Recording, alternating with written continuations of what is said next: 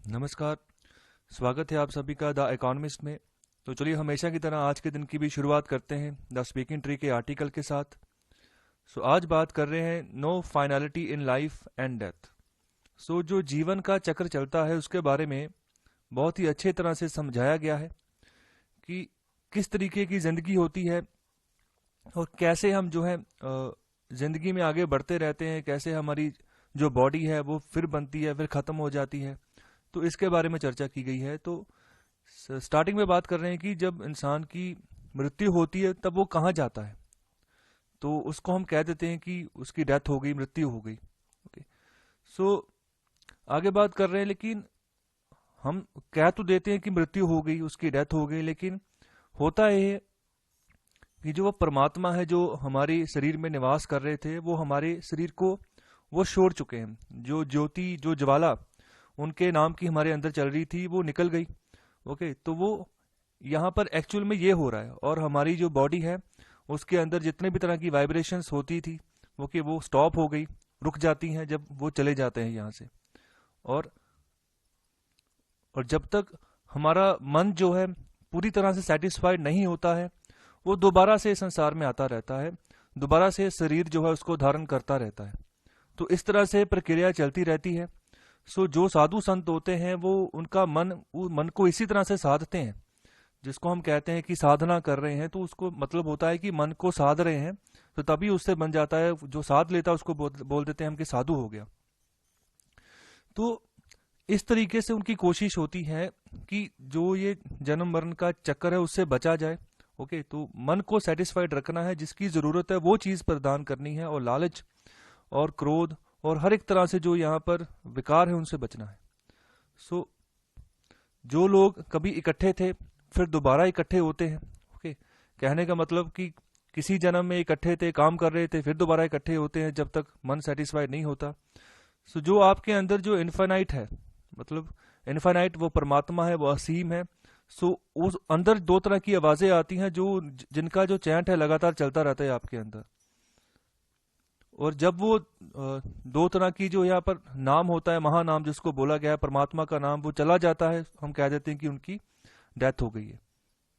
और जो हमारा जो पर्सन होते हैं, जो लोग जिनकी डेथ होती हैं, जो भी व्यापक जो उनके सामने जिस तरह का भी सिचुएशन होती है, एग्जिस्टेंस होती है, उसमें वो मर्ज कर जाते हैं। और जो माइंड होता है, ओके, जो माइंड होता है वो अगली बॉडी जो है वो रिजॉर्ट कर लेता है, उसको जो है अपना लेता है। जो पिछली बॉडी है वो दफन हो जाती है मिट्टी में वैसे ही, और दोबारा से जो है जिंदगी का जो कमल है वो दोबारा से खिलता है, जिंदगी दोबारा से खिलनी शुरू हो जाती है। वो जो जिंदगी है वो सदीवी है, वो चलती रहती है जिंदगी, वो कभी खत्म नहीं होती है। आगे यहाँ पर बात कर रहे हैं कि जिसको आप डेथ बोल रहे हो वो एक फेज है, वो सिर्फ और सिर्फ उसका जो कंसर्न है आपकी बॉडी के साथ है, आपके शरीर के साथ है। दो तरह के शरीर बोले गए हैं, एक होता है अस्थूल शरीर, एक होता है सूक्ष्म शरीर। अस्थूल शरीर वही है जो इस धरती पे हमें मिला हुआ है, जिसके अंदर हम बैठे हैं, और जो हम जिसके अंदर बैठे हैं उसको बोलते हैं सूक्ष्म शरीर। इसका कभी भी विनाश नहीं होता है। तो बॉडी जो है मैटर की बनी होती है, तो इसने समय के हिसाब से डिसॉल्व होना ही होता है। जो भी चीज दुनिया में बनती है, चाहे वो एक सुई है, चाहे वो एक एरोप्लेन है, चाहे वो एक इंसान है, कुछ भी चीज जो इस दुनिया की, इस धरती के मिट्टी से बनी है, उसने अगर उसको जीवन मिला है तो उसने खत्म भी होना है समय के हिसाब से, अपनी ओरिजिनल फॉर्म में दोबारा जाना है। लेकिन जो अपना आप है, जो हमारा सूक्ष्म शरीर है, उसका कोई डिसोल्यूशन नहीं है, वो दोबारा से शरीर बदलता रहता है। इसके बारे में चर्चा कर रहे हैं। तो बात यही कर रहे हैं कि अपनी जिंदगी जो है, जो नॉर्मल लाइफ आपको मिली है, उसको अच्छे से जियो, और दूसरों की जो दौलत है उसको देखे लालच मत करो कि उसके पास बहुत ज्यादा धन आ गया, मेरे पास बहुत कम है, या फिर मुझे काम करना ही पड़ता है फिर ही मेरे पास धन आता है।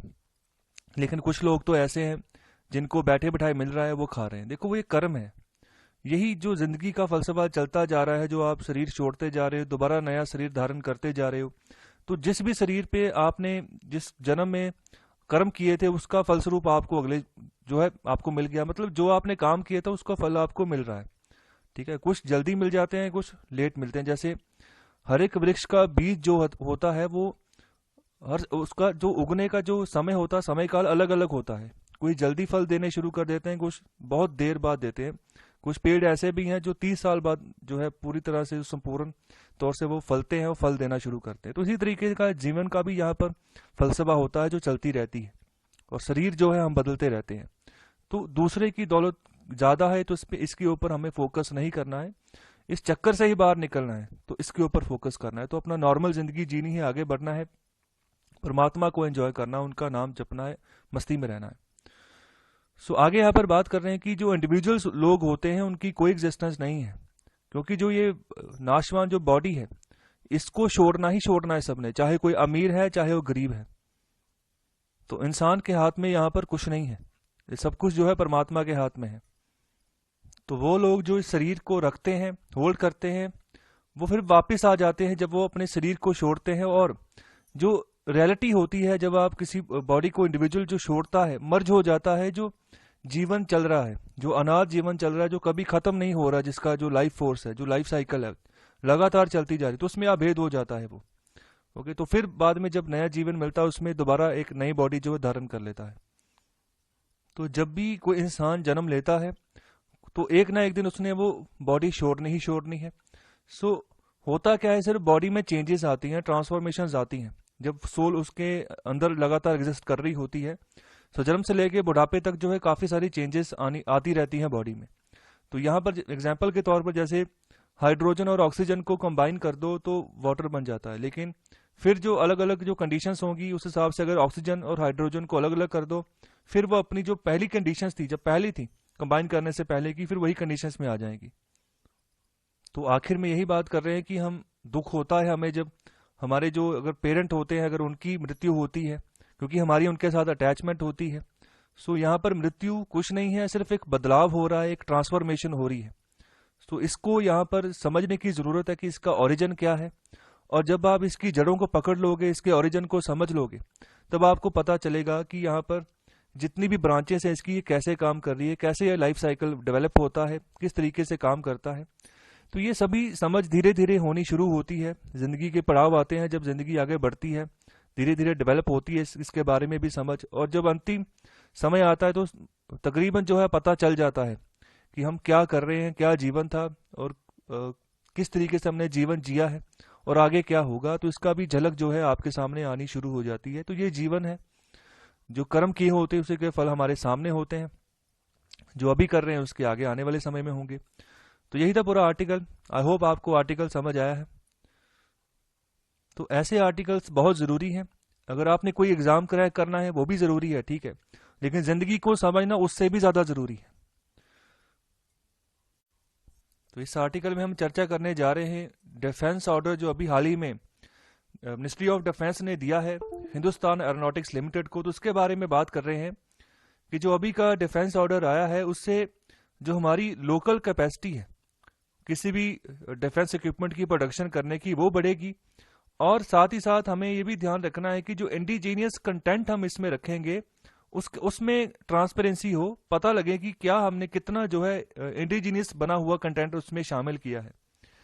सो कहने का मतलब जब हम ये हवाई जहाज बनाएंगे, लाइट कम्बैट एयरक्राफ्ट है तेजस, तो ये बनाएंगे जब, तो इसमें जो हम अपनी घरेलू धरती के ऊपर जो प्रोडक्शन करेंगे, जो कंटेंट उसका बनाएंगे, तो उसका क्या परसेंटेज होगा ये ध्यान में रखना है, और बाहर से क्या इंपोर्ट करेंगे इसका भी ध्यान रखें, और जो है सही जानकारी इसके बारे में मिले, जो कि सही तरीके से आने वाले समय में जहां जहां पर खामियां रह गई, जिस चीज को हमने बाहर से इंपोर्ट किया है उसके ऊपर हम फोकस करें, डोमेस्टिकली उसको प्रोड्यूस करें कम दाम में।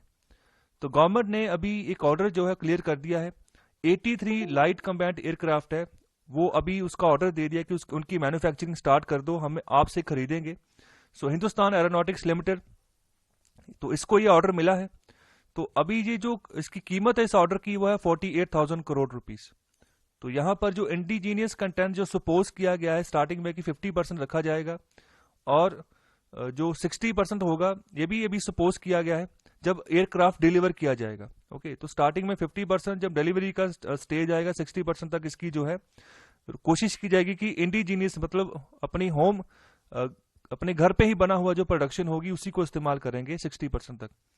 सो डिफेंस प्रोडक्शन एक रास्ता है कि हम अपनी जो एडवांस मैन्युफैक्चरिंग है कंट्री में उसको हम बूस्ट करें, एनकरेज करें कि उसके ऊपर रिसर्च बढ़े, ठीक है, और आगे बढ़े, डिपेंडेंसी कम हो जो बाहर के नेशन से, जैसे फ्रांस से हमने राफेल विमान खरीदे हैं।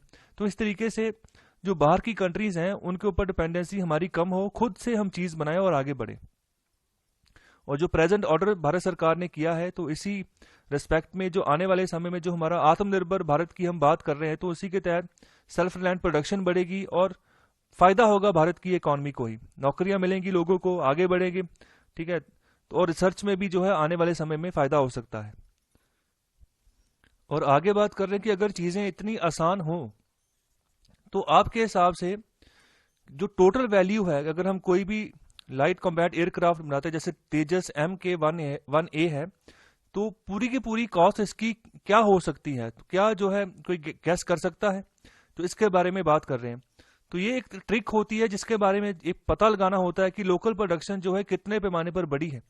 अगर कोई भी भारत से भी अगर कोई चीज खरीदता है, चाहे इंडियन कोई भी कंपनी है, कोई बाहर से कोई इंसान जब बाहर से कोई कंपनी है खरीदती है, ठीक है, तो उससे एक यहाँ पर अंदाजा लगाने की कोशिश की जाती है कि लोकल प्रोडक्शन का दायरा कितना बड़ा है।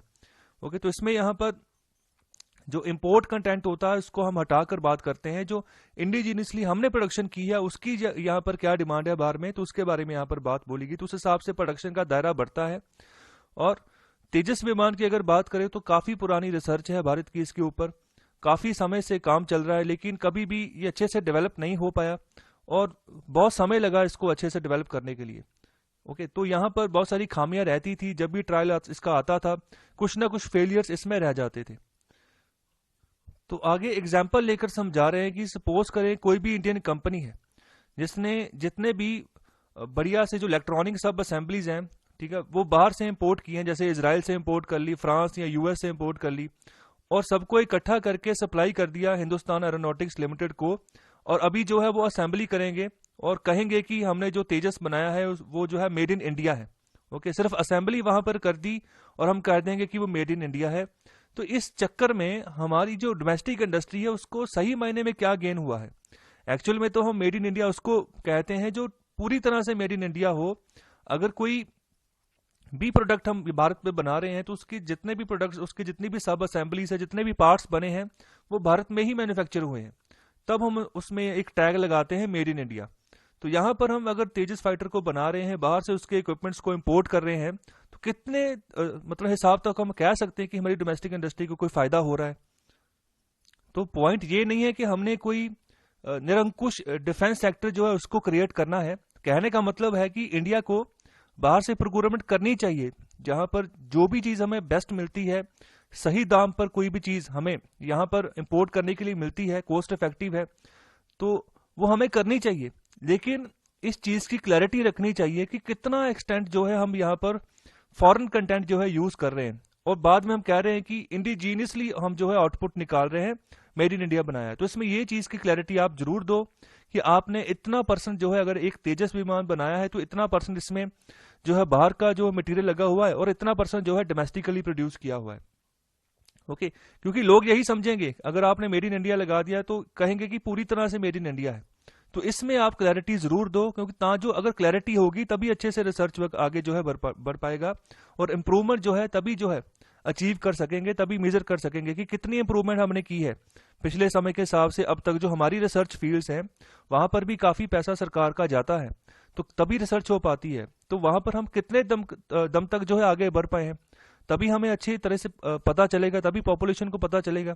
ओके, नहीं तो लोग तो यही समझेंगे कि हमारी रिसर्च बहुत आगे चलेगी, बहुत एडवांस हो चुकी है, लेकिन एक्चुअल में अगर वो उतने दम पर ना हो तो फिर लोगों को तो एक तरह का भुलेखा हो गया, भ्रम हो गया। और आगे बात कर रहे हैं कि भारत अभी भी जो है, भारत के पास जो यंग पीपल हैं जो अभी कॉलेज जा रहे हैं, या जिनकी उम्र जो है अभी 18 साल से ऊपर है, 18 से 35 साल के बीच में हम कह लो, तो इनकी पॉपुलेशन काफी बड़ी है भारत में। भारत पहले नंबर पर है जो यंगेस्ट पॉपुलेशन है उसके मायने में, तो इनका हम फायदा उठा सकते हैं। तो इतने बड़े पैमाने पर हमारे पास यूथ पॉपुलेशन है, हालांकि बहुत सारा डैमेज भी जो हुआ है, जो पोटेंशियल जो हुआ है, जैसे हमारे जो स्कूलिंग लेवल की अगर बात करें तो बहुत सारे बच्चे स्कूल जाते ही नहीं है। ओके, तो तब भी जो है हमारे पास एक तरह से डैमेज हुआ है कि हम उनको लिटरेट कर सकते थे, लिटरेट करके उनको स्किल्ड कर सकते थे। भारत सरकार बहुत सारे मिशन चला रही है स्किल डेवलपमेंट के ऊपर, और बाकायदा अलग से मिनिस्ट्री बनाई गई स्किल डेवलपमेंट के ऊपर कि हमारे लिए बहुत इंपॉर्टेंट है स्किल डेवलपमेंट, मतलब कि एक हुनर जो है उसका निर्यात करना किसी बच्चे के अंदर, किसी एक यंग एज ह्यूमन के अंदर, कि आप कोई हुनर सीखो और उसके ऊपर अपनी पकड़ बनाओ। अगर कोई हुनर सीख लेता है, पकड़ बना लेता है, तो वो काफी फायदा देगा भारत की इकोनॉमी को आने वाले समय में। और हम यंग हैं, तो आने वाले समय में अगर वो किसी बाहर के नेशन भी जाकर भी जॉब करता है तो वो कर पाएगा, सरवाइव कर लेगा अपने बारे में। तो ये चीज बात बोल रहे हैं कि अभी भी हमारे पास लार्जेस्ट पोटेंशियल है, बहुत बड़े पैमाने पर इंजीनियर्स का पूल है, साइंटिस्ट हैं हमारे पास, डिजाइनर्स हैं, ड्रीमर्स हैं, जो यहाँ पर जो है नए जमाने के हिसाब से जो भी टेक्नोलॉजी चाहिए उसको प्रोड्यूस कर सकते हैं और उसको जो है यूजफुल प्रोडक्ट्स में कन्वर्ट कर सकते हैं। तो यहाँ पर जो कैपेसिटी है, ओके, तो उसको हम जो है और बढ़ा सकते हैं आने वाले समय में। अपनी अगर रिसर्च की कैपेसिटी की बढ़ाने की बात करें, प्रोडक्शन की कैपेसिटी की बढ़ाने की बात करें, तो पहले ऐसा होता था कि जब हायर एजुकेशन में बच्चा जाता था तब उसको प्रैक्टिकल करने को देते थे, अलग अलग तरह के प्रैक्टिकल, जिस भी फील्ड के रिगार्डिंग वो काम कर रहा है। तो अभी क्या हो रहा है, अटल इनोवेशन मिशन चल रहा है भारत सरकार की ओर से, स्कूल में ही बच्चों को जो है ना उनका साइंटिफिक टेम्पर बढ़ाया जा रहा है और ये जानने की कोशिश की जा रही है कि स्कूल लेवल पर बच्चे काफी चुस्त होते हैं, दिमाग काफी तेज चलता है, तो उनसे रिसर्च करवाई जा रही है और उनसे प्रोजेक्ट्स मंगवाए जा रहे हैं। और अटल इनोवेशन मिशन के तहत जो अच्छा प्रोजेक्ट देता है उनको प्राइज मनी मिलती है, उस स्कूल को भी जो है काफी नाम उसका होता है। तो इसी अटल इनोवेशन मिशन के तहत अटल टिंकरिंग लैब्स जो है, इसके लिए भी पैसा आता है भारत सरकार की ओर से 10 से 12 लाख रुपया, जिससे कि आप क्या करते हो कि स्कूल में अगर लैब बन जाती है तो उस स्कूल में फिर उसी अटल इनोवेशन मिशन के तहत फिर जो है प्रोग्राम्स होते हैं। अगर जिस स्कूल ने अच्छा पार्टिसिपेट किया है, अच्छी तरीके से प्रोजेक्ट बनाकर जो है आगे पेश किए है, नेशनल लेवल पर अगर प्रोजेक्ट सेलेक्ट होता है तो उसका फायदा होता है। कई बार भारत सरकार ये भी सोचती है कि अगर अच्छा कोई प्रोजेक्ट, नया आइडिया निकल कर आता है, उसकी प्रोडक्शन भी स्टार्ट कर दो जिसका आने वाले समय में फायदा हो। तो इस तरीके से अब बच्चों के ऊपर, स्कूल के बच्चों के ऊपर भी फोकस किया जा रहा है। तो ये जो प्रणाली अब हम लेकर चल रहे हैं, तो ये चाइना में ऑलरेडी ये कर चुके हैं। ओके, चाइना में ऐसे ही चलता था शुरू से, और भी बहुत कुछ है जो चाइना में ऑलरेडी है, लेकिन अभी हमारी न्यू एजुकेशन पॉलिसी आई है, उसमें भी काफी बदलाव किए गए हैं। आई होप आने वाले समय में वो बदलाव जो है अच्छा जो है हमारे पास रिजल्ट लेकर आएंगे।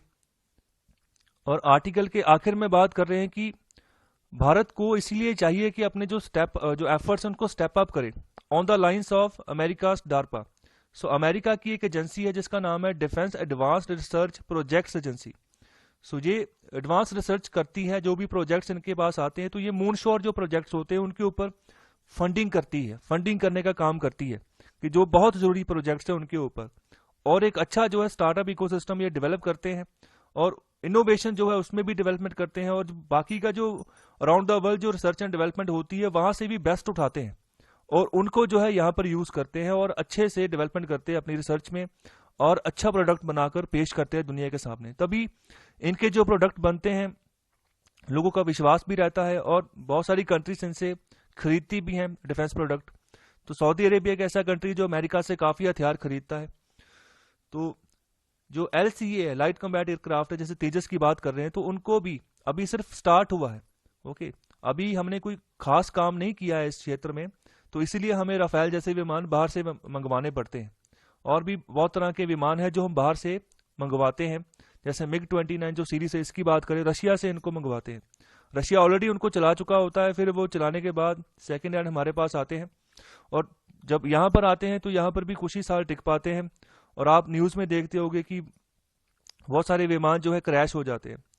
तो ये वही विमान है जो हमारे लास्ट टाइम जो हमारे जवान जो पाकिस्तान की सीमा में घुस गए थे, तो वहां भी हमारे जो विमान गिर गए तो वही विमान थे।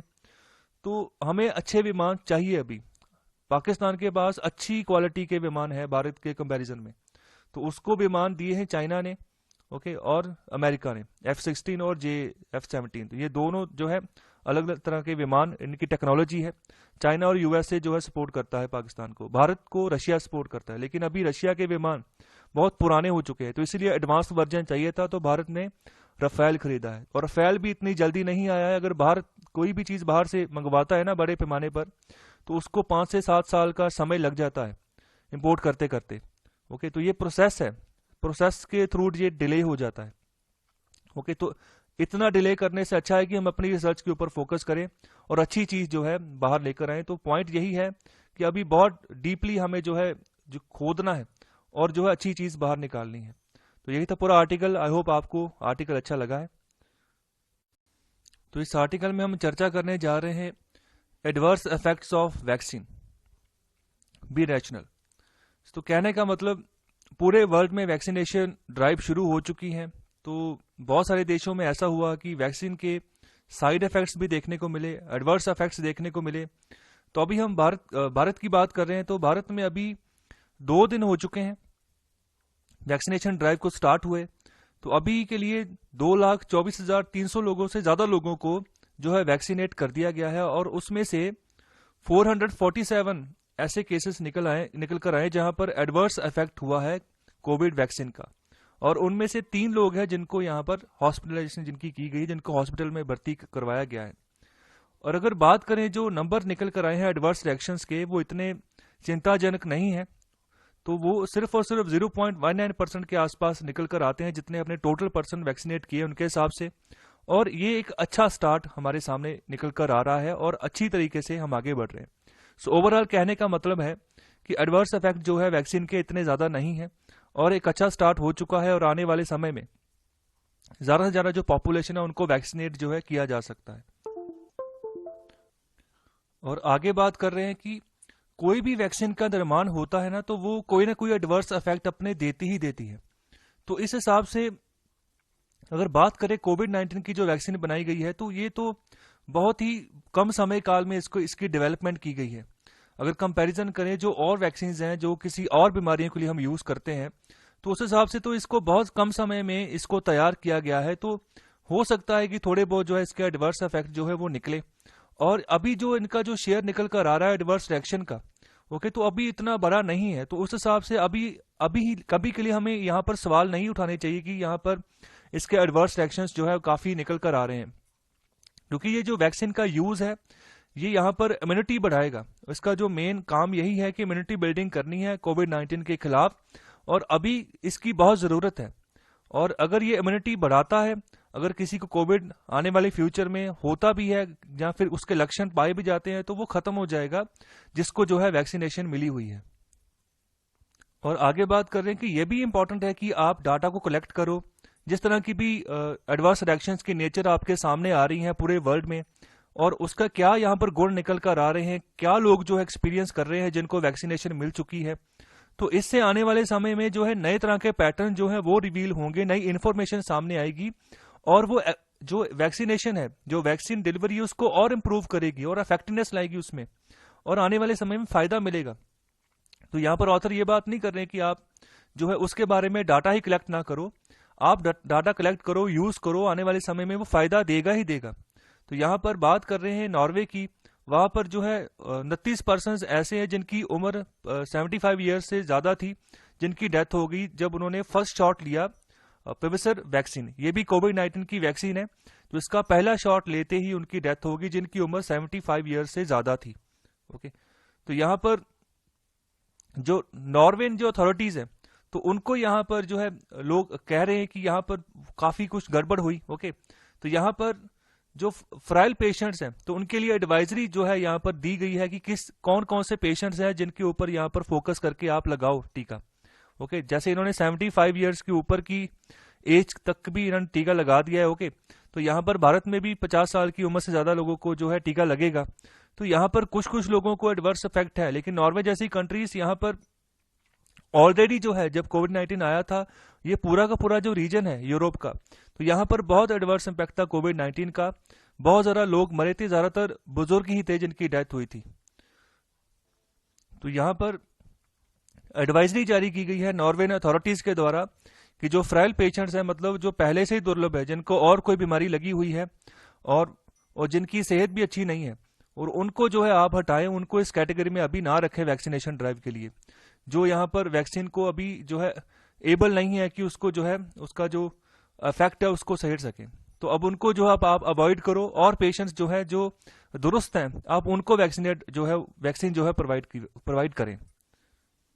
और आगे बात कर रहे हैं कि जो Indian council of medical research है और drugs controller general of India है, इनको भी चाहिए कि अभी जो है एवेल्युएट करते रहे जो भी इंफॉर्मेशन इनके पास आ रही है एडवर्स रिएक्शंस की, इफेक्ट्स की, और जो है जो सही इंफॉर्मेशन है उनको आगे जो है दें, जो मेडिकल कम्युनिटी है उनको और जो पब्लिक है उनको।